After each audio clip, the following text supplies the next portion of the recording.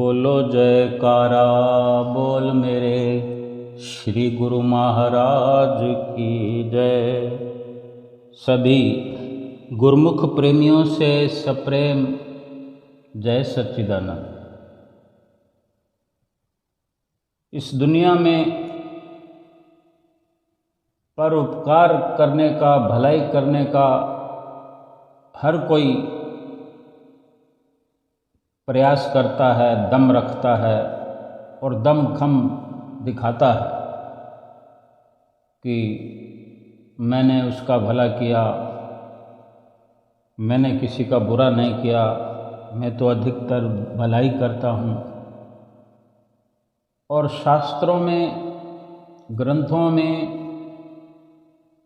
बहुत कुछ पढ़ते आते हैं कि परोपकार के लिए तो संत जो है धरती पर अवतार लेते हैं।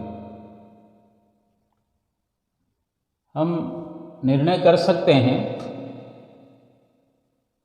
अपने नज़रिए से, अपनी सोच से किसी नतीजे पर पहुंच सकते हैं, कोशिश कर सकते हैं। हमें जितनी समझ है, हमें जितना ज्ञान है या जितना हम निर्णय कर पाएँ अपने बुद्धि कौशल से। लेकिन सच्चाई ये है, संसार में हर कोई जीवन व्यतीत करते हुए भलाई का जिक्र तो करता है, परोपकार का जिक्र तो करता है। कोई अगर कुछ दान करता है, दान पुण्य करता है, कोई ऐसा पर्व होता है, कोई अमावस्या के दिन या कोई दीपावली के दिन, और इस प्रकार के बहुत से पर्व आते हैं। सांसारिक जगत में दान पुण्य अपने सामर्थ्य से हर कोई करता है, लेकिन सही मायने परमार्थ के क्या हैं, परोपकार के क्या मायने, भलाई के क्या मायने। संसार में तो अगर देखें तो कोई कितना ही अगर दान पुण्य करे, कहीं ना कहीं मतलब प्रस्ती नजर आती है, या इच्छाओं के वशीभूत किसी कारण से, किसी इच्छा पूर्ति के लिए, किसी प्रकार के सुख के लिए, या किसी कामना को पूरा करने के लिए, किसी मन्नत को पूरा करने के लिए, या किसी मन्नत को मानते हुए कि मुझे ये मिल जाए, या मेरे घर में ये हो जाए, पुत्र की प्राप्ति हो जाए, मेरे धन कमाई में बरकत हो जाए, या हमारे बच्चों की शादी हो जाए, कुछ सफलताएं इस प्रकार की जहन में होती है कि वो सफलता मिल जाने पर गरीबों को दान किया जाएगा, मंदिर गुरुद्वारे में दान किया जाएगा, या किसी का भला किया जाएगा। ये भला या ये परोपकार ठीक है अपनी जगह, लेकिन संत महापुरुष जो कि अनुभव रखते हैं और परोपकार के सही मायने बताते हैं, और हम भी विचार करें कि संत महापुरुष जो जगत में आते हैं, संसार में अवतरित होते हैं, जीवों का भला करते हैं, कैसे करते हैं, परोपकार का स्वरूप क्या है, भलाई का स्वरूप क्या है। तो हम जैसे गुरुमुख हैं श्री आनंदपुर दरबार के, नित्यव्रती हम देखते हैं और देखते आ रहे, वर्षों से देखते आ रहे हैं, हमारे माता पिता देखते आ रहे हैं, उसके बाद में हम देखते आ रहे हैं, हमारी आगे आने वाली पीढ़ियां देखेंगी। इतना जबरदस्त अनुभव हमको है, लेकिन कभी इस प्रकार से अगर हम विचार करेंगे तो उसके ठीक ठीक लाभ समझ में आएंगे और उससे कुछ शिक्षा मिलेगी। संत महापुरुष जो उपकारी होते हैं तो उसका सीधा सीधा आँखों देखा हाल हम देखते हैं कि श्री परमहंस अद्वैत मत, जिसमें कि हम शरण लिए हुए हैं, श्री परमहंस अद्वैत मत से जुड़े हुए हैं। श्री सतगुरुदेव महाराज जी, हमने जैसे कि पंचम पातशाही गुरु महाराज जी के समय में नाम लिया, उनके समय में पले बड़े। हमारे माता पिताओं ने इससे पहले जन्म लेकर अपनी उम्र के अंदर इस जीवन के रहते दूसरी पातशाही गुरु महाराज जी के भी दर्शन किए, तृतीय पातशाही गुरु महाराज जी के भी दर्शन किए, चतुर्थ पातशाही गुरु महाराज जी के भी दर्शन किए और पंचम पातशाही गुरु महाराज जी के भी दर्शन किए। और इससे पहले हमारे दादा हो सकते हैं जिन्होंने दादा गुरुदेव के दर्शन किए, श्री परमहंस दयाल महाराज जी, श्री प्रथम पातशाही गुरु महाराज जी, जिन्होंने ये हमारे लिए स्वर्णिम अवसर प्रदान किया और सुंदर श्री दरबार की रचना रचाई। श्री परमहंस दयाल महाराज जी ने जो शुरुआत की श्री परमहंस अद्वैत मत की, जो हमारी पीछे आने वाली पीढ़ी को जोड़ा, कहीं ना कहीं हम भी पिछले जन्म में रहे थे उनके साथ। हमसे क्या उनकी स्वार्थ भावना थी? पहले अवतार में, पहले रूप में उन्होंने कौन सी हमसे कोई मतलब प्रस्ती रखी होगी? अगर हमें समझ नहीं आता तो आज हमें स्वयं अपनी आँखों से जो हमने पंचम स्वरूप में श्री परमहंस अवतार महाराज जी के दर्शन किए, उसके लिए तो हमें किसी से पूछने की ज़रूरत नहीं है, किसी प्रमाण की ज़रूरत नहीं है। क्या हमसे उन्होंने चाहा है? जो उन्होंने उपकार किए श्री दरबार की रचना को बढ़ाते हुए, श्री दरबार में भक्ति का जो सिलसिला रात और दिन चलाया, सेवा का जो इतना बड़ा एक, क्या कहें कि कुछ बड़े से बड़े शब्द को अगर उच्चारण करना हो तो कुछ समझ में नहीं आता कि इतना बड़ा सिलसिला चलाया जिसकी कोई मिसाल नहीं है।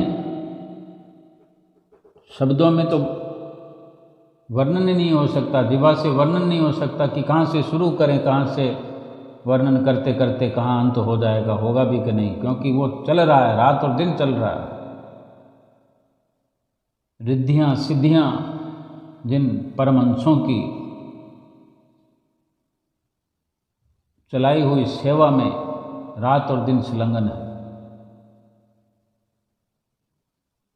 तो कभी कहीं हमने ऐसा नहीं देखा, ऐसा नहीं लगा हमें कि हमसे कुछ चाहते हो।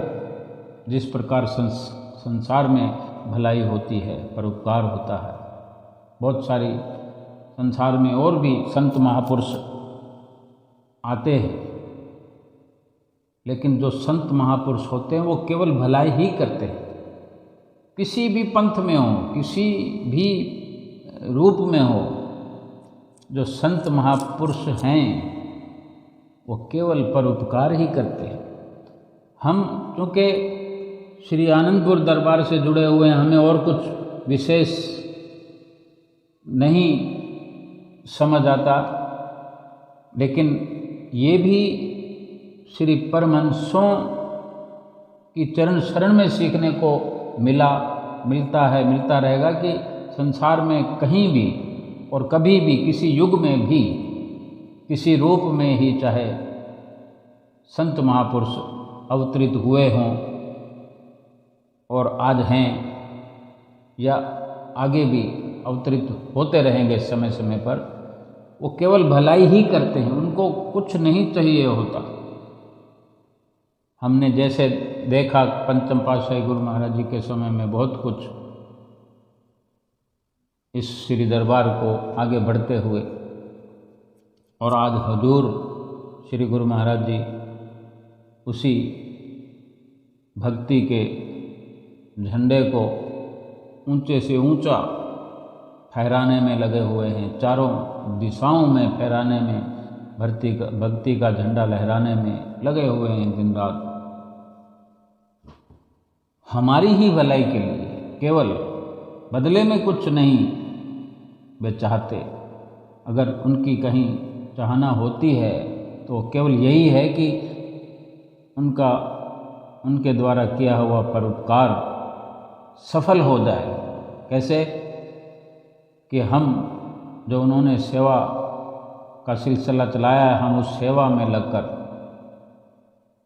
अपने तन को सफल करें। धन भी हमारी ओर से जो खर्च होता है वो हमारी आंखों के सामने देखते ही देखते वो खर्च होता हुआ हमें नज़र आता है। हम कितना अगर धन, रुपया, पैसा, सेवा भेंटा करते होंगे, लेकिन हम जो देखते हैं अपनी आंखों से वो कितना खर्च होता हुआ नज़र आ रहा है। हम चाहे कितना ही समर्पित कर दें, लेकिन हम महसूस कर सकते हैं कि हम कुछ भी नहीं हैं। जो भलाई वो कर रहे हैं वो हर प्रकार से फलीभूत हो रही है। हम अपना धन लगाकर भी अपने धन को पवित्र करा लेते हैं, उस धन को परलौकिक धन में तब्दील करा लेते हैं। ये सतगुरु की कृपा है, ये उनका परोपकार है।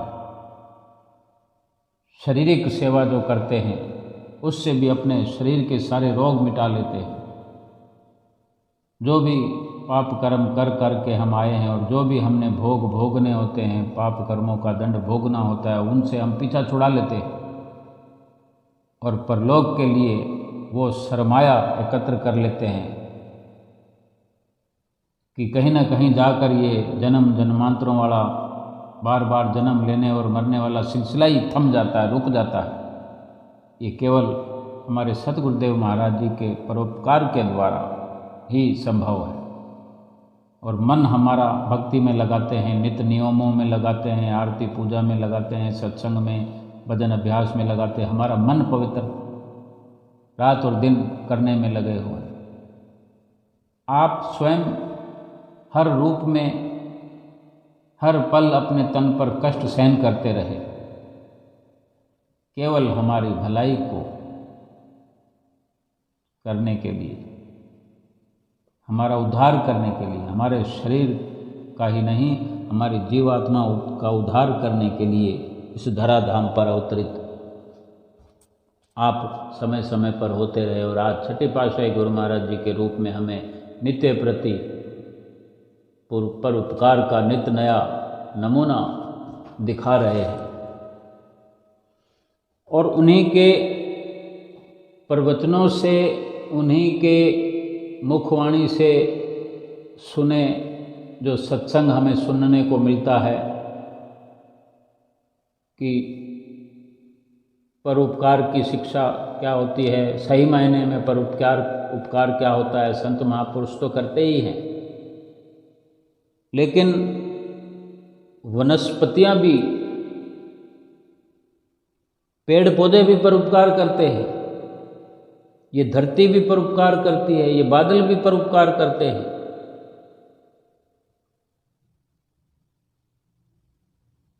गुरबाणी में आया है, बंदे कोलों रूख चंगेरा, जेड़ा लग पवे बिन लायों, ढीमा खाए फल खवाए, ते फर्क न करदा छायों। अच्छा खाए अच्छा पहरे, ते रब दा नाम भुलायो, आख वे ग्वाला तू जिवदियां मरदियां केड़े कम आयो। इसका अर्थ भी हमें समझाते हैं और हमें समझ आती है कि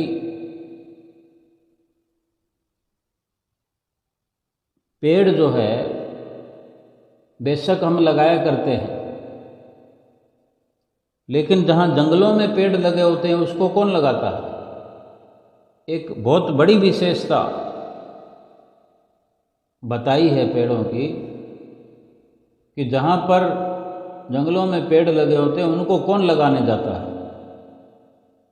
बड़े ऊंचे स्तर की वाणी में सद्गुरु हमें हमारा मार्ग प्रशस्त करते हैं भक्ति के लिए, भक्ति करने के लिए, परोपकार का एक जीता जागता स्वरूप हमें दिखाते हैं कि अगर हम किसी गुमराही में हों, थोड़ा बहुत कुछ करके अगर हम मन में विचार करते हैं कि मैंने परोपकार कर दिया, तो परोपकार का स्वरूप जो है उसको समझें पहले कि जो पेड़ अपने आप लग जाता है और हम इंसानों से पेड़ को कहीं ऊंचे दर्जे पर स्थित करके समझा रहे हैं कि बंदे कोलों रूख चंगेरा। बंदा यानी इंसान, हम, और रूख मतलब पेड़, कि इंसान से वो पेड़ अच्छा है जो बिना लगाए लग जाता है, अपने आप लगा है, उसको लगाने नहीं गया कोई। ठीक है, हम अपने बगीचे में या एक किसान अपनी खेती बाड़ी करते हुए वो व्यवस्था करता है, लेकिन उसमें अधिक फिर उसको प्रयास ऐसा नहीं करना पड़ता जैसा कि इंसान के जीवन में परोपकार के लिए बड़ी बड़ी वो स्कीमें बनानी पड़ती है, बड़े बड़े प्लान बनाने पड़ते हैं। अगर परोपकार करना हो तो छोटी सी कोई परोपकार की बात हम करेंगे, छोटा सा कोई परोपकार करेंगे तो सारी दुनिया को बता देंगे कि हमने यही किया।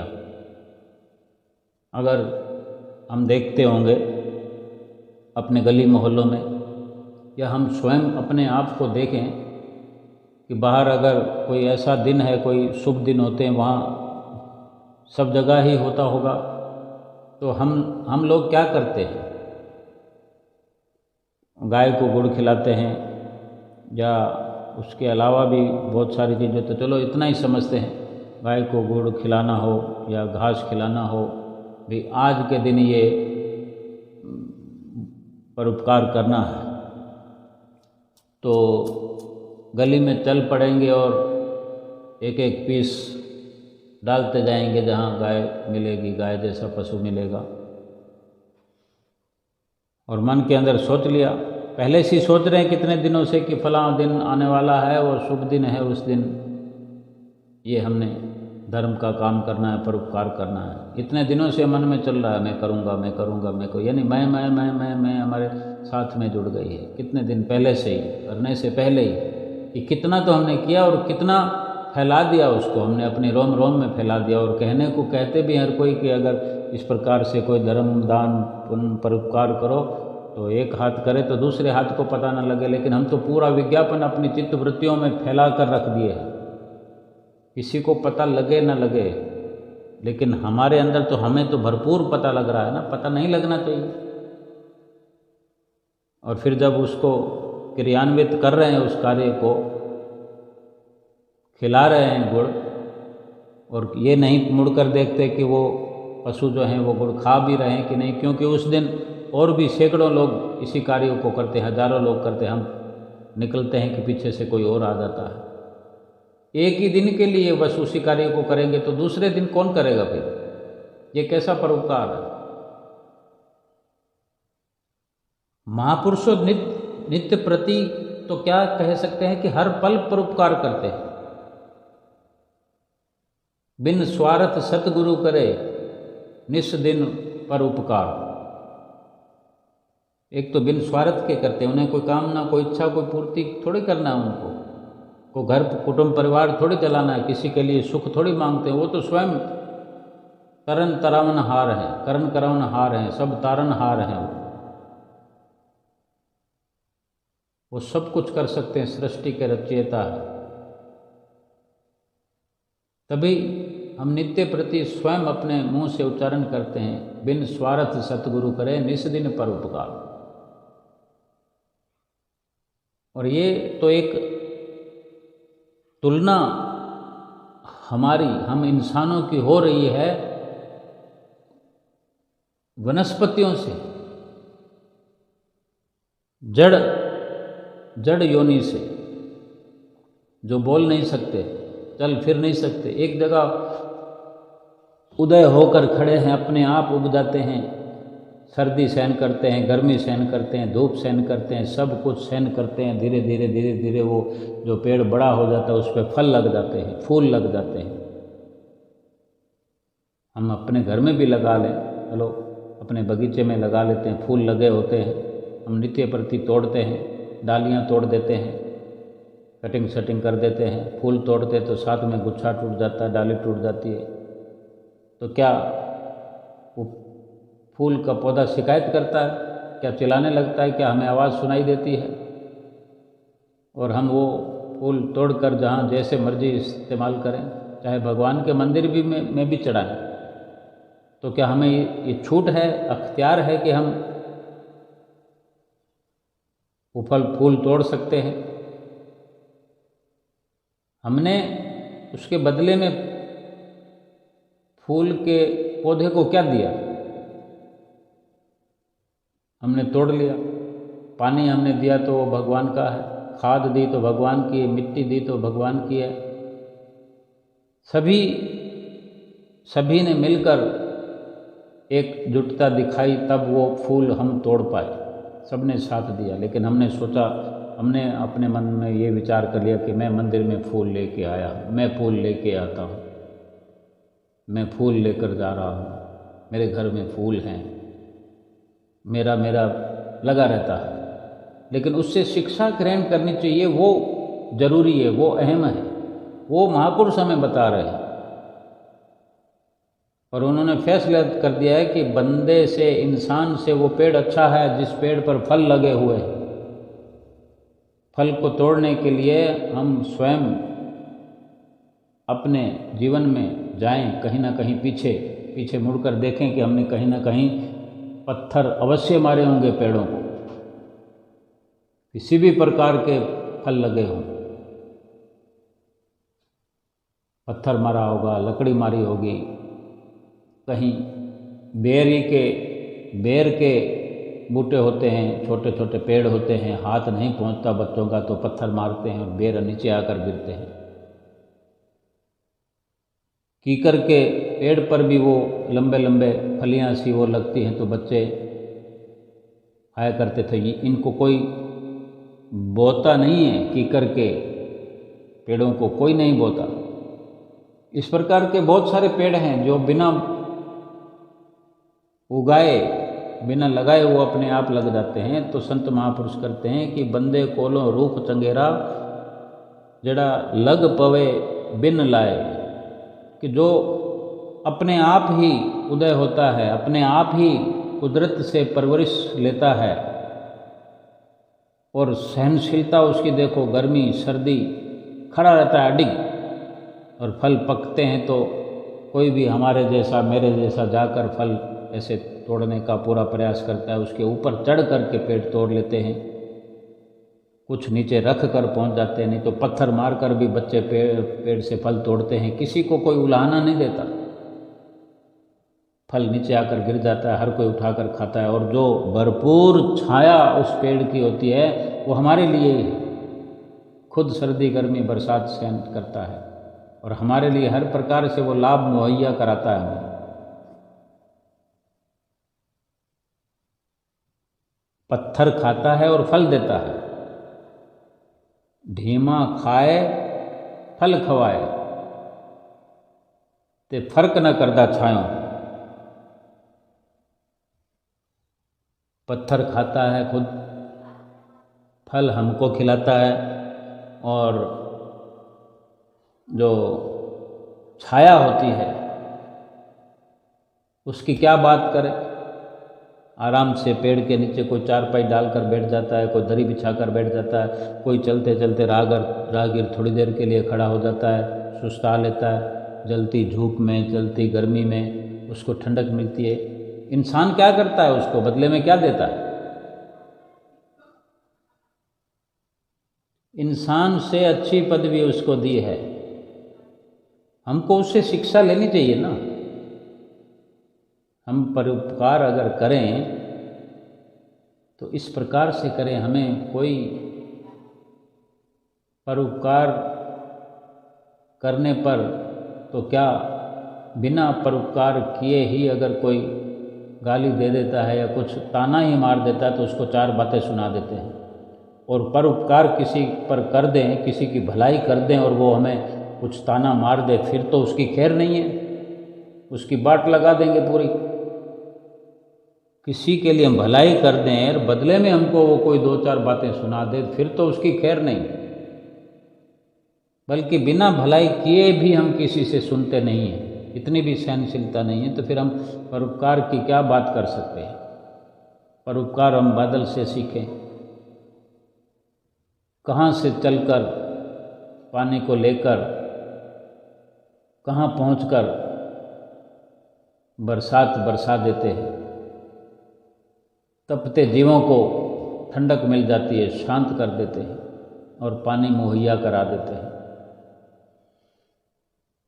हमारे जीवन का अगर मकसद परोपकार बन जाए और बदले में कोई तमन्ना नहीं, कोई चाहना नहीं, कोई इच्छा नहीं, भरपूर लाभ तो तभी है। अवसर बहुत मिलते हैं लेकिन हमारे पास समय नहीं है। हम तो लगे हुए हैं उस 84 की जेल में, अभी आए नहीं, छूट कर आए नहीं कि फिर से जाने को तैयार बैठे हुए हैं। अगर छुटकारा प्राप्त करना है तो ये सब अपनाना पड़ेगा, परोपकार का रास्ता अपनाना पड़ेगा। और सबसे पहले परोपकार दूसरों पर करने से पहले स्वयं पर परोपकार करना पड़ेगा। हमारी अपनी जीवात्मा पर उपकार करना पड़ेगा, उस पर भलाई, उसकी भलाई करनी पड़ेगी, उसके लिए सोचना पड़ेगा। अगर उसके लिए सोच लिया, जीवात्मा के लिए अगर हमने सोच लिया तो फिर अपने आप परोपकार होने लगेगा। सारी दुनिया के साथ हम परोपकार करने लगेंगे। परोपकारी सद्गुरु के साथ रहकर जो ये हम जीवात्मा का भला करना सीख जाएंगे, जीवात्मा को भला करते हुए जीवात्मा को उसके दुख से उबार लेंगे। 84 के जो कष्ट हैं, दुख हैं, 84 लाख योनियों से जो अपनी जीवात्मा को ऊंचा उठाने का प्रयास करने लगेंगे तो अपने आप फिर दुनिया पर भी हमारे अंदर से दुनिया के लिए परोपकारिता झलकने लगेगी।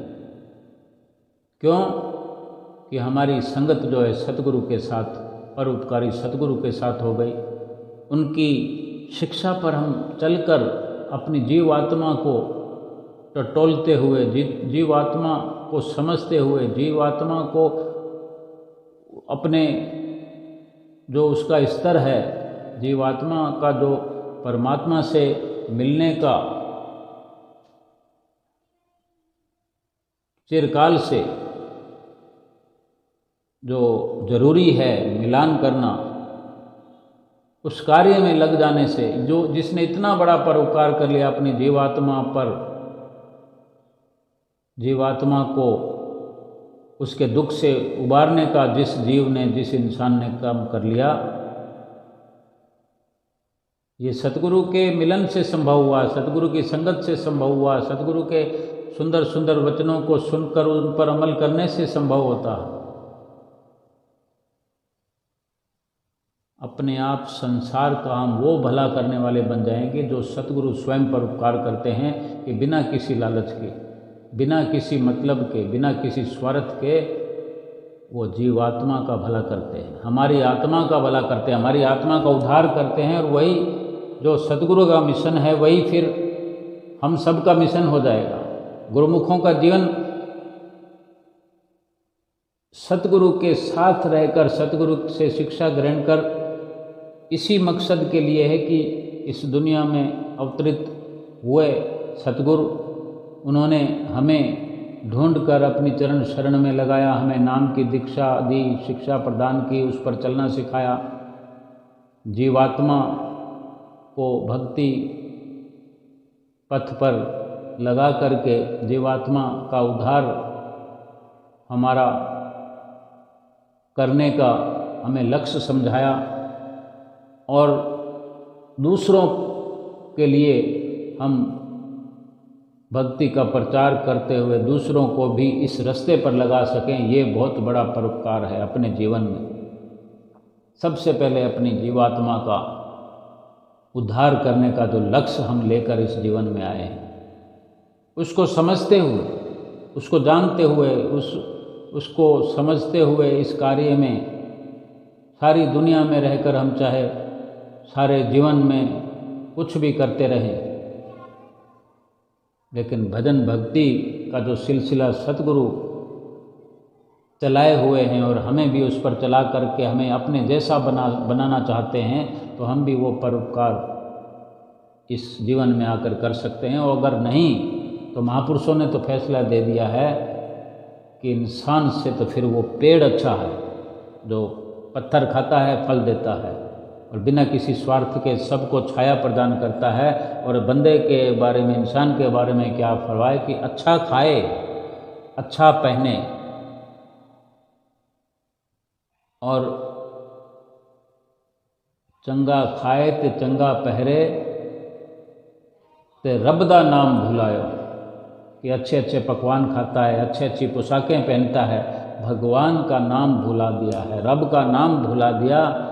तो ये संत ग्वालदास जी ने ये 4 लाइनें अपनी वाणी में लिखी हैं कि आख व ग्वाला तू जीवदियाँ मरदियाँ केड़े काम आया, कि ये इंसान तू जीते हुए मरते हुए किस काम आया। मरने के बाद में भी तो इंसान का कुछ भी काम नहीं आता। पशुओं के मरने के बाद में, पेड़ों के टूट जाने गिर जाने के बाद में भी उनका पत्ता पत्ता, डाली डाली, वो पेड़ तना सब कुछ काम आता। और जीते जी भी वो भलाई ही करता रहता है, फल खिलाता है। लकड़ियाँ उसकी काट काट कर ले जाते हैं, जलाते हैं, उनको सुखाते हैं। उनके पत्तों की, उनके फलों की, फूलों की, ऐसे ऐसे फल होते हैं, ऐसे जहरीले फल भी होते हैं बहुत सारे पेड़ों के, उनकी दवाइयाँ बनती हैं, उनके पत्तों की दवाइयाँ बनती है। ऐसे ऐसे रोग को मिटाने में काम आते हैं। ये होती है भलाई, ये होता है परोपकार। और इंसान अच्छा खाता है, अच्छे से अच्छी चीज़ें खाता है, पानी भी फिल्टर करके पीता है, सुंदर सुंदर कपड़े पहनता है, सुंदर सुंदर पोशाकें पहनता है, लेकिन वो बताए कि वो किसके क्या काम आया अगर भगवान की भक्ति नहीं की। दान पुण्य कर लेने से मन के अंदर अहंकार बढ़ता गया, बढ़ता गया, बढ़ता गया, प्रभु से दूर होता गया। भगवान के नाम को न जपने के कारण, अहंकार बढ़ने के कारण जो अंधेरा पहले से छाया हुआ था, वो अंधेरा और बढ़ गया। फिर इंसान के जन्म का क्या लाभ हुआ, इंसान होने का क्या फायदा हुआ। हम अपने आप से पूछें कि हम किसका भला कर रहे हैं। अगर हमने अपनी जीवात्मा की पड़ताल नहीं की, जीवात्मा की जांच नहीं की, जीवात्मा का ख्याल नहीं किया कि वो किस हालात में है, किस कमजोरी में है, कैसी दुर्बलता है उसकी, किस लिए ये मनुष्य शरीर में जीवात्मा आई है। जीवात्मा तो किसी न किसी शरीर में रहेगी, लेकिन मनुष्य शरीर में क्यों आई, वो कार्य हमने किया, शुरू किया या किसी अंजाम तक पहुँचे, या ऐसे ही जीवात्मा पड़ी हुई आज भी मनुष्य जीवन में भी वो पड़ी हुई कुरला रही है।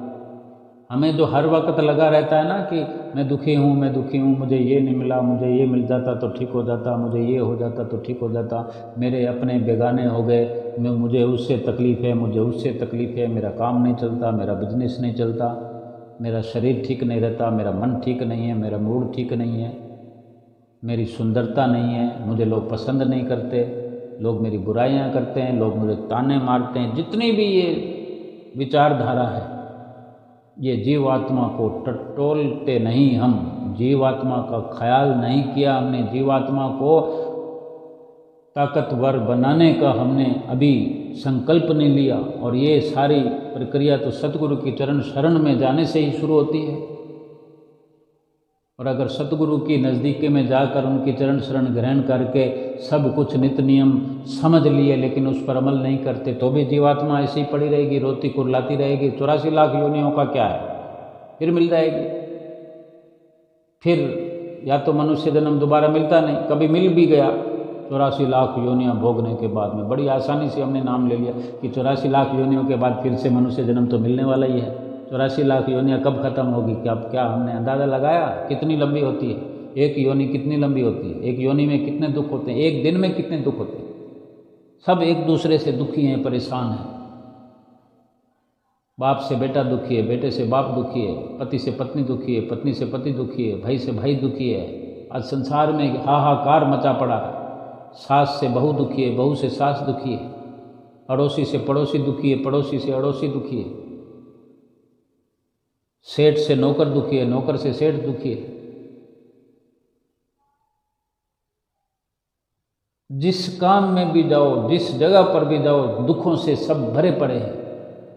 संतों महापुरुषों ने ये ऐसे ही फरमान थोड़ी दिया, नानक दुखिया सब संसार।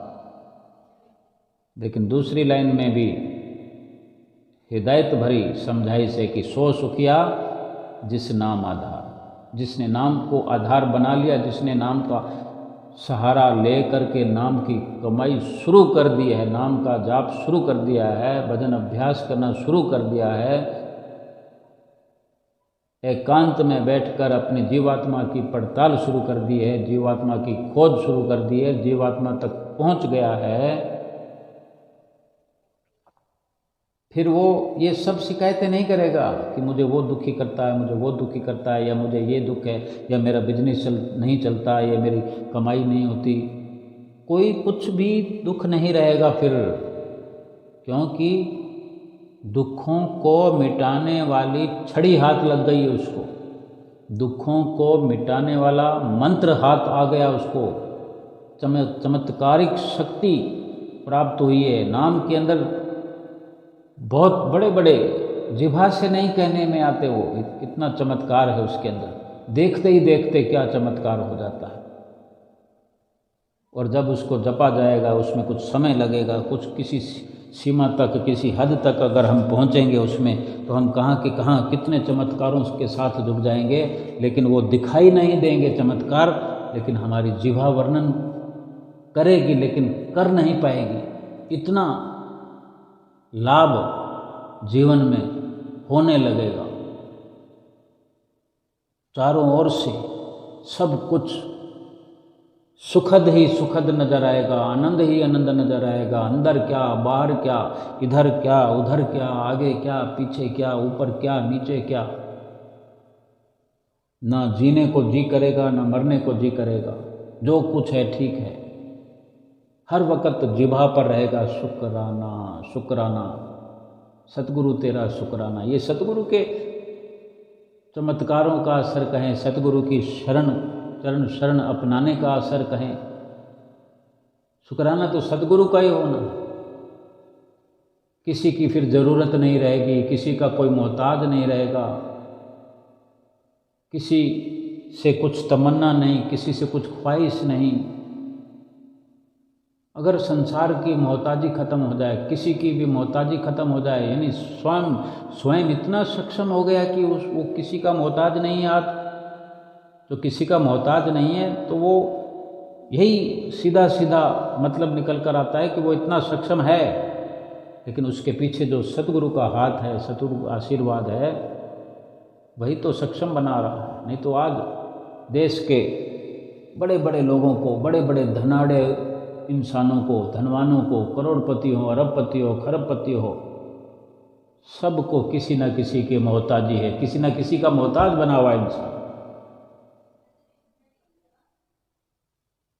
संपूर्ण तौर पर मोहताजी समाप्त होती है सतगुरु की शरण में जाने से, उनसे मिले हुए नाम की कमाई करने से। परोपकार के मायने को समझ के जो वास्तव में परोपकार सतगुरु करते हैं, जो परोपकार पेड़ पौधे करते हैं, उस प्रकार की वृत्ति अपनाने से, उस प्रकार का जीवन अपनाने से, और स्वयं को अगर परोपकार करना हो तो सबसे पहले अपने जीवात्मा का परोपकार करें, अपने जीवात्मा पर दया करें, परोपकार उसका करें, उसको भलाई करते उसको दुखों की कैद से छुड़ाएं, उसको माया के चंगुल से छुड़ाएं। परोपकार तो वही सबसे अधिक मायने में रखता है। हमारे घर में हमारे घर वाले अगर भूखों मर रहे हों और हम बाहर रोटियां बांटते फिरते हों, या हमारे माता पिता घर में कुरला रहे हों बैठे और हम बाहर सेवा देते फिरते हों, वृद्ध आश्रमों में सेवा दे रहे हों, और हम स्वयं देखें कि हमारी जीव आत्मा जो 84 लाख योनियों से दारुण दुख उठाते हुए आई है और इस मनुष्य जीवन में भी दुख उठा रही है, उसको हमारे परोपकार की ज़रूरत है। सर्वप्रथम हम कौन से परोपकार कर सकते हैं इससे बढ़कर? हम अपनी जीव आत्मा को अगर आज़ाद करा दें तो सारी दुनिया को आज़ाद करने वाले बन जाएंगे, हमारे अंदर इतनी ताकत आ जाएगी। ये सतगुरु से मिली हुई शिक्षा हो सकती है। सतगुरु से जुड़ने से ये शिक्षाप्रद जीवन हमारा बन सकता है। सतगुरु के वचनों पर जितना अमल करें, जितना गहराई से अमल करें, सोचें कि हम क्या कर सकते हैं और क्या कर रहे हैं। बहुत कुछ कर सकते हैं लेकिन कुछ नहीं करने जैसे बने हुए, मोहताज बने हुए हैं कि मैं कैसे करूं। सत्संग में जाना होता तो हम सोचते हैं कि अभी मैं कैसे जाऊं। कोई आनंदपुर जाना चाहता है, प्रयागधाम जाना चाहता है तो सोचते रहे क्या करूं, कैसे जाऊं। 5 साल हो गए मुझे, 4 साल हो गए मुझे। क्या हमने जोर लगाया? क्या हमने प्रयास किया जो विफल हो गया? कितनी बार प्रयास किया? एक चींटी है जो कितना प्रयास करती है, दीवार पर चढ़ना होता तो 1 बार चढ़ती है, 2 बार चढ़ती है, चढ़ती है गिरती है, चढ़ती है गिरती है। चलो उसको छोड़ो, हम स्वयं अपने जीवन में संसार में कितना जोर लगाते हैं सफलता के लिए। कहीं किसी पेपर को देना है, परीक्षा पास करनी, 1 बार फेल होते हैं, 2 बार फेलते हैं। 1 बार फेल होने के बाद में पूरा 1 साल चला गया तो पूरा साल मेहनत करते हैं, फिर पास होने के बजाय फिर से फेल हो जाते हैं, फिर 1 साल लगाते हैं। क्या सत्संग के लिए इतना प्रयास किया? तुरंत कह देते मुझे तो समय नहीं है, मैं कैसे जाऊं, मैं कैसे करूं, मैं नहीं कर सकता, मुझ पर बहुत जिम्मेवारी है। सारी संसार की जिम्मेवारियां हैं लेकिन जीवात्मा के लिए कोई जिम्मेवारी नहीं। हमने अपना पल्ला झाड़ लिया तो दुख कौन उठाएगा? जीवात्मा के साथ हम स्वयं दुख उठा रहे हैं, बार बार जन्म रहे हैं, बार बार मर रहे हैं। मुझे समय नहीं है, यही कहते रहेंगे। समय ही समय है हमारे पास। आज से, अभी से सतगुरु की चरण शरण को अपनाते हुए, सतगुरु के साथ मिल कर के, सतगुरु के साथ चल कर के, सतगुरु के सामने बैठ कर के, उनके वचनों को सुन कर के, उनके वचनों पर अमल करते करते करते करते करते करते सतगुरु स्वयं सब कुछ हमारी जीवात्मा का उद्धार कर देंगे, हमारे शरीर का उद्धार कर देंगे, इस लोक को सुखी बना देंगे, हमारे परलोक को सुहेला बना देंगे। फिर दोबारा जन्म नहीं लेना पड़ेगा, ना इंसान बनना पड़ेगा, ना 84 में जाना पड़ेगा, कुछ भी। तो फिर दुखों वाला कार्य नहीं करना पड़ेगा। हमारा खेल ही समाप्त कर देंगे जन्म मरण वाला। जन्म मरण का किस्सा ही खत्म हो जाएगा तो फिर ना रहेगा बांस, ना बजेगी बांसुरी। तो क्यों ना इस कार्य को एक चुनौती समझ के बड़ी तेज रफ्तार से भक्ति के मार्ग पर चल करके अधिक से अधिक सतगुरु की नज़दीकी बनाते हुए, शारीरिक तौर पर, आत्मिक तौर पर, स्थूल तौर पर, सूक्ष्म तौर पर उनकी नज़दीकी बनाते हुए अपनी जीवात्मा को निहाल कर दे, अपनी जीवात्मा को मालामाल कर दे, 84 लाख योनियों से छुटकारा पालें और सीधे चले जाएं सतगुरु के धाम में। बोलो जयकारा, बोल मेरे श्री गुरु महाराज की जय।